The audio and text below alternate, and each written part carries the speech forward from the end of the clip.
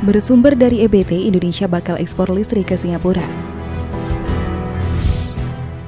Kementerian Kelautan dan Perikanan atau KKP memastikan rencana penyediaan tenaga listrik yang bersumber dari energi baru terbarukan atau EBT dari Indonesia ke Singapura oleh PT PLN Persero sudah sesuai aturan.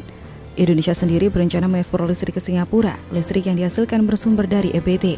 PLT Direktur Jenderal Pengelolaan Ruang Laut KKP Pamuji Lestari menyatakan pihaknya telah melakukan pembahasan rencana dan strategi bersama PLN, Kementerian SDM dan Kementerian Luar Negeri pada 14 Januari 2022. Dalam pertemuan tersebut, KKP menyatakan siap memberikan fasilitas dan konsultasi perizinan pemanfaatan ruang laut sesuai Undang-Undang Nomor 11 Tahun 2020 tentang Cipta Kerja dan Peraturan Pemerintah Nomor 21 Tahun 2021 tentang penyelenggaraan penataan ruang.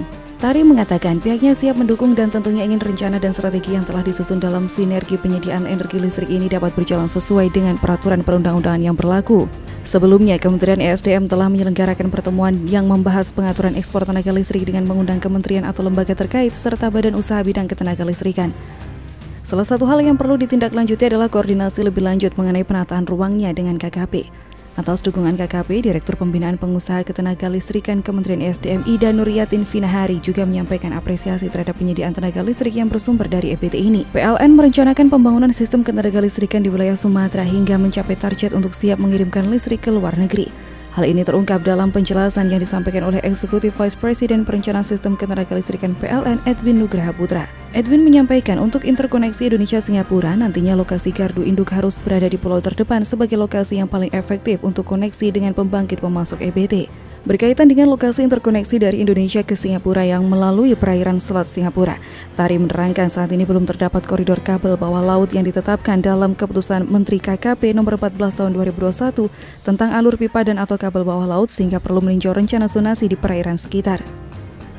Sementara itu, Asisten Khusus Menteri KKP Bidang Media dan Komunikasi Publik Doni Ismanto Darwin kembali mengingatkan bahwa pemanfaatan ruang laut Indonesia harus efektif dan efisien. Permintaan energi dalam jumlah besar dari Singapura akan menarik kerjasama dari pelaku usaha di sektor ketenaga listrikan.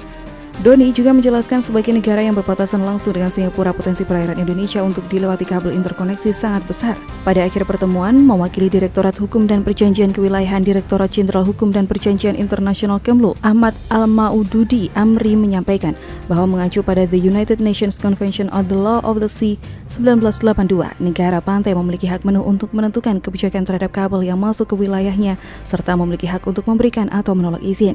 Selain batas wilayah teritorial antara Indonesia dan Singapura, perlu diperhatikan juga mengenai aspek keselamatan dan keamanan serta mempelajari ketentuan negara tujuan dalam mengatur kabel bawah laut.